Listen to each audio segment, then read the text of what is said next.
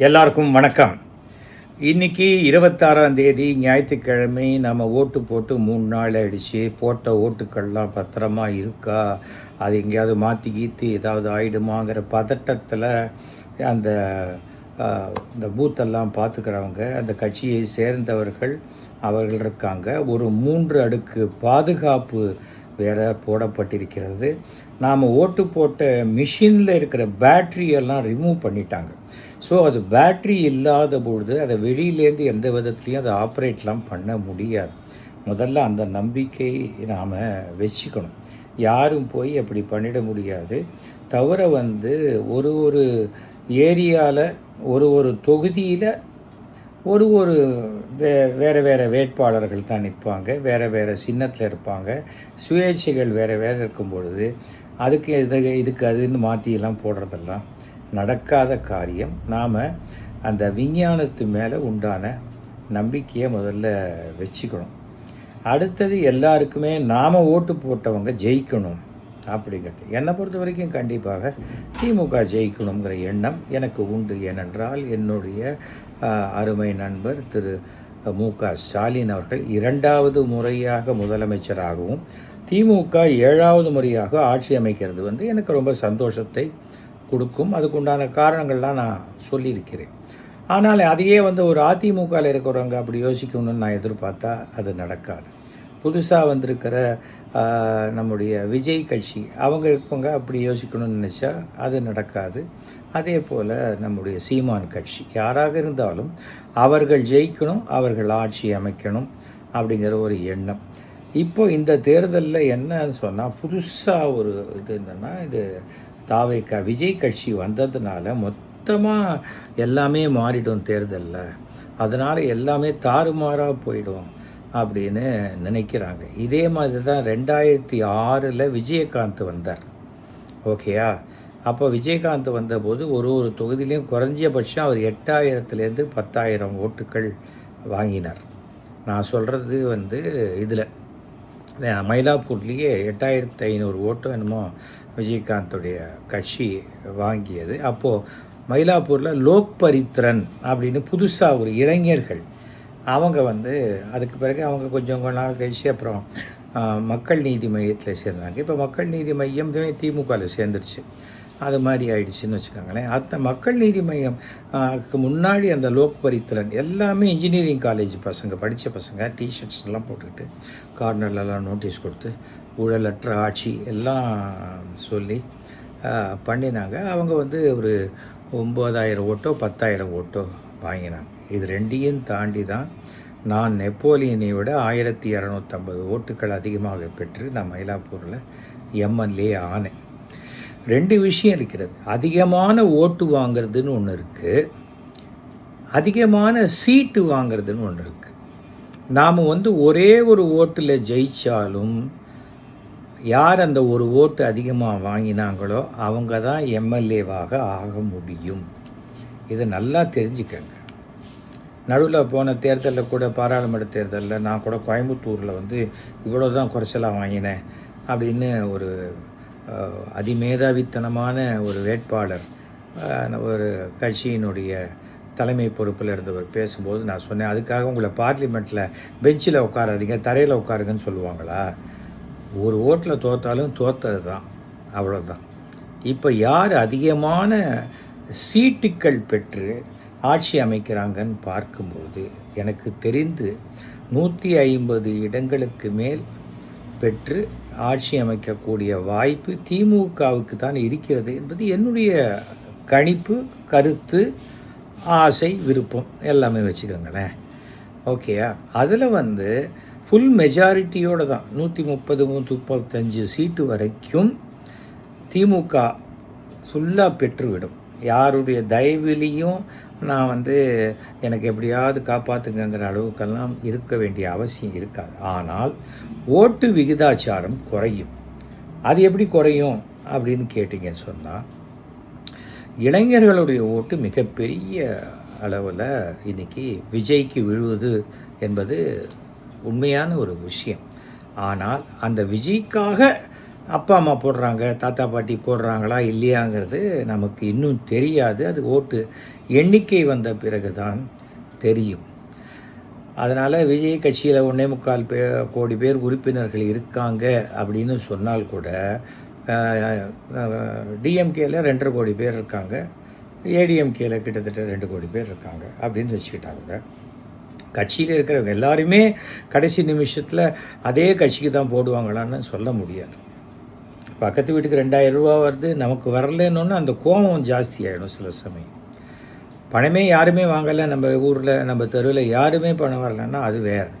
ஆனால் பக்கத்து வீட்டுக்காரனுக்கு ஒரு 10 ரூபா ஜாஸ்தி வந்ததுன்னா, என்னை விட அவன் வசதியா, நான் யாருன்னு காட்டுறேன் பார் அப்படிங்கிற ஒரு மனோபாவம் எல்லாருக்குமே உண்டு. அந்த சமயத்தில் என்னப்பா பணம் வாங்குறது தப்பு இல்லையா, அதெல்லாம் பேசவே முடியாது. இது மனித மனம். இதை எப்படி மாற்ற முடியும் சொல்லுங்கள்? அது எந்த ஊராக இருந்தாலும் அப்படி தான், யாராக இருந்தால் அப்படி தான். சுனாமிக்கு பணம் கொடுத்தாங்க, நிவாரண நிதி. ஊட்டியில் கூட கொடுத்தாங்க. எதுக்கு கொடுத்தாங்க? ஊட்டியில் கடல் இருக்கா? சுனாமி வந்ததா? இல்லையே. அப்போ கொடுக்கும்போது எல்லாருக்கும் தான் கொடுக்கணும்.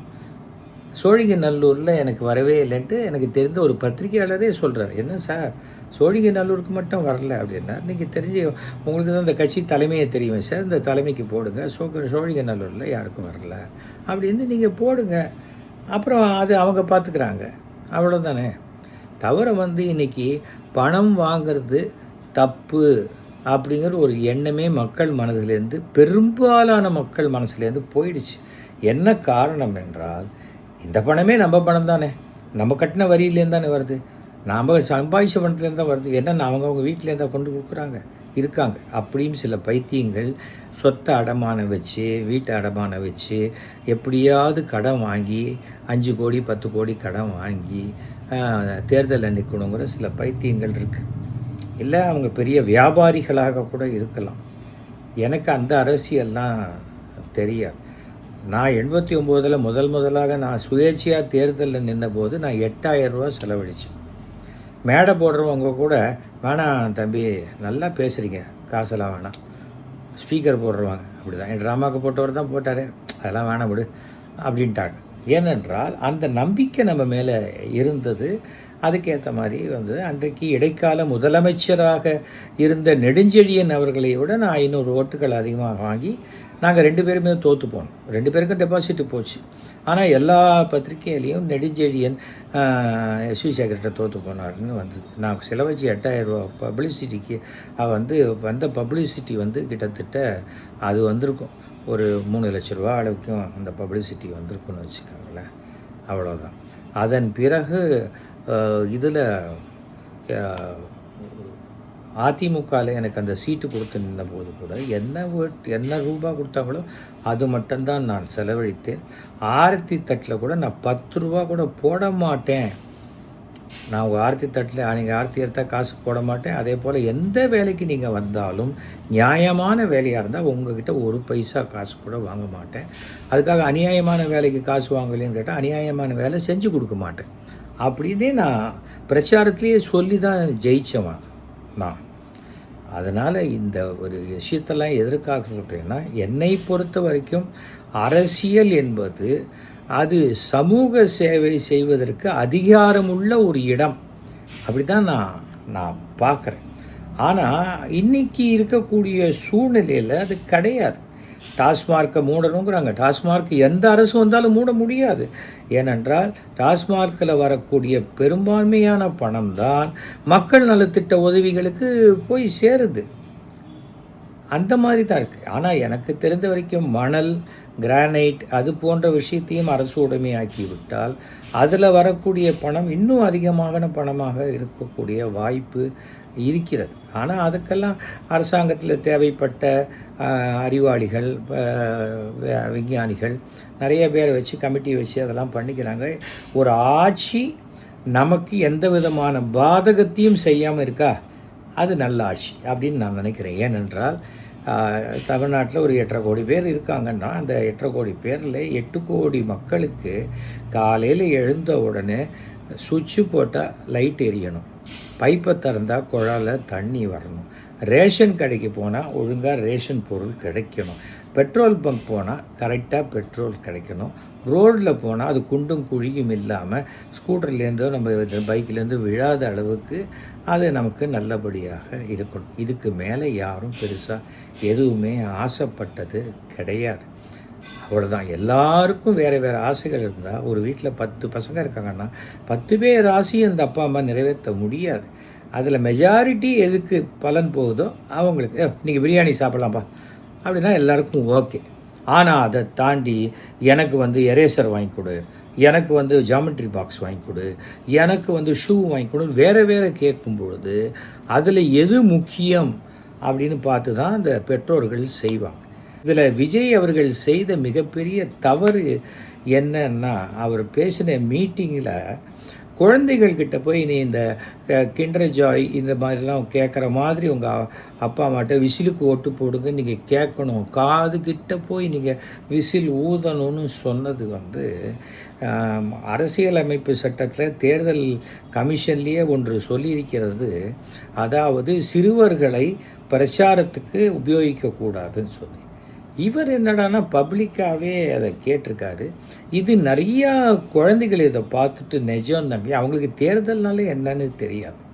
முன்னாடிலாம் 21 வயசு தான் ஓட்டு போட, இப்போ 18 வயசு ஆக்கிட்டாங்க.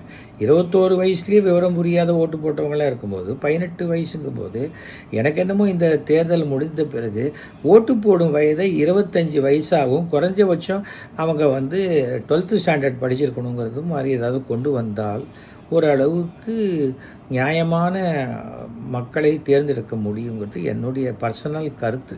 அது ஒருத்தருக்கு மாறுபடலாம். ஐயா இந்த என்ன லூசு மாதிரி பேசுகிறான் அப்படின்னு சொல்லிட்டு போகிறவங்களும் சொல்லிட்டு போகலாம், அது வேறு. ஆனால் விஜய் அப்படி செய்திருக்கக்கூடாது. அவருக்கு இன்னும் சோஷியல் ரெஸ்பான்சிபிலிட்டி அதிகமாக வேண்டும். அரசியல் வேறு, சினிமா வேறு. சினிமாவையே அப்படியே அரசியலாக மாற்றணுன்னா நடக்கவே நடக்காது. அது இந்த தேர்தல் ஆரம்பத்திலே சொல்லியிருக்கேன். விஜயினுடைய வருகை மற்ற எல்லா கட்சிக்கும் ஒரு ஒரு ஐ ஓப்பனர், புதிய பார்வையை திறக்கக்கூடிய தேர்தலாக இது அமையும். அதே சமயம் இந்த தேர்தல் விஜய்க்கே அரசியலை பற்றி ஒரு புதிய பார்வையை திறக்கக்கூடிய தேர்தலாக அமையும். இதுதான். அதனால் யாருக்கு குழந்தை பிறக்க போகுதோ அவங்க மட்டும்தான் பிரசவ வழிபடணும். வீட்டில் இருக்கிற அப்பா அம்மா புருஷன் தம்பி தங்கச்சி எல்லாருக்கும் பிரசவ வலி வந்தால் கூட பிரயோஜனம் இல்லை. ஏன்னா குழந்தை ஒருத்தருக்கு தான் பிறக்க போகுது. அது மாதிரி யார் தேர்தல் நிற்கிறாங்களோ அவங்க தான் வெற்றி பெற வேண்டும். அது அந்த டென்ஷன் அவங்களுக்கு இருக்கிறது நியாயம். ஆனால் அது ஒரு கான்ஃபிடென்ஸ் இருக்கணும். நம்ம போட்டோம். நான் ஓட்டு என்ற அன்றைக்கி கூட ஒரு 11 மணிக்கு தான் போனேன். காலையில் போய் நான் என்ன பண்ண போகிறேன், நான் எதை மாற்ற போகிறேன், ஒன்றும் மாற்ற போகிறதில்ல. கரெக்டாக நான் ஒரு 12:30 மணிக்கு போகிறேன். என்ட்ரு பண்ணும்போது அண்ணே ஜெயிச்சிட்டிங்கண்ணே நீங்கள் அப்படிங்கிறாங்க. அதுக்கு முன்னாடி ஒரு டீ கடையில் டீ சாப்பிட்றேன். அங்கே டிவியில் போட்டிருக்காரு எஸ்வி சேகர் பின்தங்குகிறார்னு போட்டிருக்காங்க. என்ன பண்ண முடியும்? அதை பார்த்துட்டு அப்படியே நான் வீட்டுக்கு போக முடியுமா? எதற்காக சொல்கிறேன் என்றால், பொது வாழ்க்கைக்கு வந்த பிறகு வெற்றி தோல்வி இதெல்லாம் சகஜம். அதை ரெண்டையும் சம மனநிலையில் எடுத்துக்கொள்ளக்கூடிய ஒரு மனசை நம்ம வச்சுக்கணும். அதே சமயம் இது குழந்தைகளுக்கெல்லாம் அது அப்படி இருக்குமா இருக்காதான்னு நமக்கு தெரியாது. ஆகவே தயவு செஞ்சு இப்போ இந்த கேப்பில் உங்கள் வீட்டில் இருக்கிற பசங்கக்கிட்டெல்லாம் சொல்லி வைங்க, நிறையா ஓட்டு வாங்குவீங்கப்பா, ஆனால் ஆட்சி அமைப்பீங்களான்லாம் தெரியாது, அதெல்லாம் அவசரப்படாதீங்க, அது வேறு இது வேறு. இன்றைக்கி இல்லைன்னா இருக்குது 26, இல்லைன்னா 31 இருக்குது, 31 இல்லைன்னா 36 இருக்குது, பார்த்துக்கலாம். அது தேர்தல் என்பது வேறு அப்படிங்கிறத சொல்லணும். ஏடிஎம்கேயும் பல தேர்தலில் தோற்றுருக்கு, திமுகவும் பல தேர்தலில் தோற்றுருக்கிறது, டெல்லியில் காங்கிரஸும் தோற்றுருக்கு, பிஜேபியும் தோற்றுருக்கு. இதெல்லாம் தெரிஞ்சுக்கணும். வெற்றி தோல்வி என்பது இதை போய் டென்ஷனாக மனசில் ஏற்றிக்கிட்டு எங்கே திரும்பினோம், என்னப்பா தேர்தல் எப்படிப்பா, தேர்தல் எப்படி, என்ன கூட ஒருத்தர் கேட்குறாரு லண்டன்லேருந்து ஃபோன் பண்ணி, என்ன சார் தேர்தல் எப்படி போச்சு, வழக்கப்படி தான் போச்சு, யார் ஜெயிப்பாங்க, யார் நிறையா ஓட்டு வாங்குறோம் அவங்கள தான் ஜெயிப்பாங்க. என்ன சார் இப்படி பேசுகிறீங்க, நான் என்ன யாருக்கு தேர்தல் அறிவிப்பு சொல்கிறேன்ட்டு சொல்லியிருக்கேன் நான் இல்லையப்பா, எதுக்காக எனக்கு ஃபோன் பண்ணி கேட்குற அப்படின்னு தான் நான் சொன்னேன். அது அவங்களுக்கு ரூடாக கூட தெரியல. ஆனால் நான் ஃபோனை எடுத்தோடனே இதையே நான் பேசிக்கிட்டு இருக்க முடியாது. நான் எங்கள் வீட்டு வாசலில் இருக்கிற இப்போ ஸ்டாலின் பேனரையோ அதெல்லாம் நான் எடுக்கவே இல்லை. என்னை கேட்டாங்க, இது எடுக்கணும்னு வந்து கேட்டாங்க. இது எங்கள் வீட்டுக்குள்ளே இருக்கிற பேனர். நான் ரோட்டில் பேனர் வச்சாதான் அரசியல் பேனரை நீங்கள் எடுக்க முடியும். எங்கள் வீட்டுக்குள்ளே இருக்கிற பேனரை நீங்கள் எப்படி எடுக்க முடியும் அப்படின்னு ஒன்று போயிட்டாங்க. நம்ம அந்த அளவுக்கு கிளியராக இருக்கணும், அவ்வளவுதான். நான் எதையும் எதிர்பார்த்து யாரோடையும் பழக மாட்டேன். திரு ஸ்டாலின் அவர்கள் 1980களிலேருந்து பழக்கம், கலைஞர் அவர்களையும் 80லேருந்து பழக்கம். அதனால் எங்கள் வீட்டில் பார்த்திங்கன்னா எல்லாருடைய ஃபோட்டோவும் இருக்கும். நான் எல்லாரோடையும் நட்பாக பழகக்கூடியவன் தான்.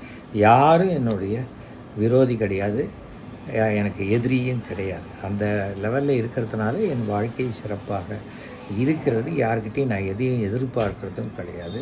போன வாரம் வந்து டேக்ஸ் கட்டணும், ஹவுஸ் டேக்ஸ் கட்டணும், ப்ராப்பர்ட்டி டேக்ஸ் கட்டணுன்ட்டு எனக்கு எஸ்எம்எஸ் வந்தது. சாயங்காலம் 4 மணிக்கு வந்தது. 4:15 மணிக்கு எனக்கு டேக்ஸ் கட்டிட்டு முடிச்சிட்டேன். அவ்வளோதான். எனக்கு இந்த கடைசி நாள் வரைக்கும் வெயிட் பண்ணி டேக்ஸ் கட்டுறது, தள்ளி போடுறது, அதெல்லாம் பழக்கமே கிடையாது.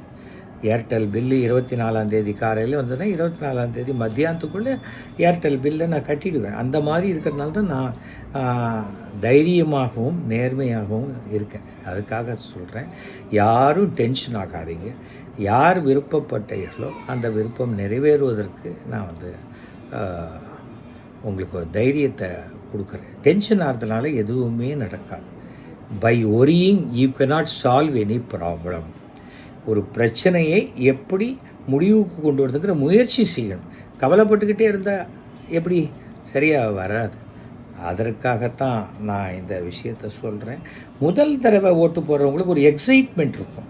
அந்த எக்ஸைட்மெண்ட்டில் இருக்கிறதுக்கு விடுங்க. ஏன் அவங்கள போய் ரொம்ப கேலி பண்ணிக்கிட்டு இது பண்ணிக்கிட்டு அது பண்ண வேண்டிய அவசியம் இல்லை. அதற்காக சொல்கிறேன். ஆனால் இந்த 2006 தேர்தலை போன்று இந்த தேர்தலும் ஒரு மிகப்பெரிய ஒரு எதிர்பார்ப்புகளில் மாற்றத்தை கொண்டு வருவதற்கு, ஆட்சியில் எந்த விதமான மாற்றத்தையும் கொண்டு வர மாதிரி எனக்கு தெரியலை. அது ரொம்ப இந்த மாற்றம் வேணும் அப்படிங்கிற வார்த்தையை நம்ம யூஸ் பண்ணுறதுக்கு இப்போ ஜாகிரதையாக யூஸ் பண்ண வேண்டியிருக்கிறதுனால சொல்கிறேன். இந்த வரக்கூடிய ஆட்சி இப்போ இருக்கக்கூடிய ஆட்சியை தொடரக்கூடிய ஆட்சியாகத்தான் இருக்கும் என்பது என்னுடைய நம்பிக்கை. திமுக வந்து ஃபுல் மெஜாரிட்டியோட ஆட்சி அமைக்கும் என்பது என்னுடைய கணிப்பு, என் எதிர்பார்ப்பு, என் ஆசை. ஆகவே 2வது முறையாக முதலமைச்சராக அமரப்போகும் என்னுடைய அருமை நண்பர் ஸ்டாலின் அவர்களுக்கு என்னுடைய மனமார்ந்த வாழ்த்துக்களை நான் தெரிவித்துக் கொள்கிறேன். அவ்வளோதான். மற்றபடி யாரை பற்றியும் தப்பாக பேச வேண்டிய அவசியமே கிடையாது. அதே சமயம் தமிழ்நாட்டில் பிராமணர்கள் புறக்கணிக்கப்படுகிறார்கள் அப்படிங்கிற இது இருந்ததை மாற்றி வந்து திரு சீமான் அவர்களும் திரு விஜய் அவர்களும் பிராமணர்களுக்கு இந்த முறை எம்எல்ஏ சீட்டு கொடுத்ததற்கு என்னுடைய சமூகத்தின் சார்பில் மனமார்ந்த நன்றியை நான் தெரிவித்துக் கொள்கிறேன். இது இனிமேல் தொடரும். ஒரு 3% இருக்கக்கூடிய பிராமணர்கள் சட்டசபையிலும் 7 பேர் அமர வேண்டும் என்பதற்கு ஆசை எல்லா கட்சிகளுக்கும் வர வேண்டும், வரும். ஏனென்றால் இந்த தேர்தல் முடிவு அப்படிப்பட்ட எந்த ஒரு ஜாதியும் இனிமேல் நாம் புறக்கணித்தால் நமக்கு அது வந்து பாதகமாகிவிடும் என்ற சூழ்நிலையை இந்த தேர்தல் ஏற்படுத்தும் என்ற நம்பிக்கையும் எனக்கு இருக்கிறது. ஆகவே எப்போவுமே நல்லதே நடக்கும் என்ற நம்பிக்கையில் நாம் வாழ்வோம். அதுதான் ஆரம்பத்தில் நான் சொன்ன மாதிரி தான். மீண்டும் என்னுடைய அருமை நண்பர் திரு மு.க. ஸ்டாலின் அவர்களுக்கு, மீண்டும் தமிழக முதல்வராக அமரப்போகும் ஸ்டாலின் அவர்களுக்கு என்னுடைய மனமார்ந்த வாழ்த்துக்கள். என் கருத்து பிடிச்சிருந்ததுனாக்க 9841023545 ஃபோன் பண்ணி சொல்லுங்கள். இல்லைன்னா சைலண்ட்டாக விட்டுருங்க.